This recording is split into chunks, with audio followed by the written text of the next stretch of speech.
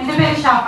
ഞാൻ കണ്ണൂരിൽ നിന്നാണ്. ഇത്രയും ലോങ് ഡ്രൈവ് ചെയ്തിട്ട് എന്റെ മോക്ക് പനിച്ചിട്ടാണ് ഞാൻ ഈ റിസ്ക് ഏറ്റെടുത്ത് വന്നത്. ഈ വേദിയെ ഞാൻ നിൽക്കണമെന്ന് അതിയായ ആഗ്രഹത്തിലാണ് ഞാനിപ്പോ ഇവിടെ നിൽക്കുന്നത്. ഞാൻ വളരെ എന്നെ അഭിമാനിക്കുന്നു.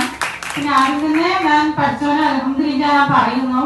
പിന്നെ എല്ലാത്തിനും സപ്പോർട്ട് ചെയ്ത സുരഭി മാം.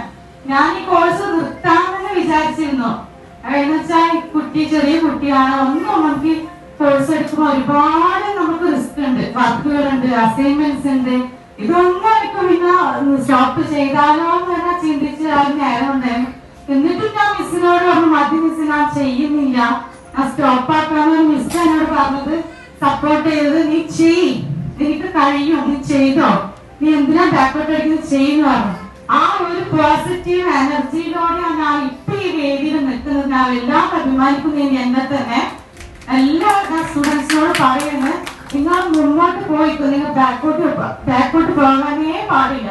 നിങ്ങൾ എന്ത് റിസ്ക് എടുത്താൽ നിങ്ങൾക്കൊരു സക്സസ് ഉള്ള കാര്യം ഉറപ്പാണ്. അത് എനിക്കുണ്ടായ അനുഭവമാണ്.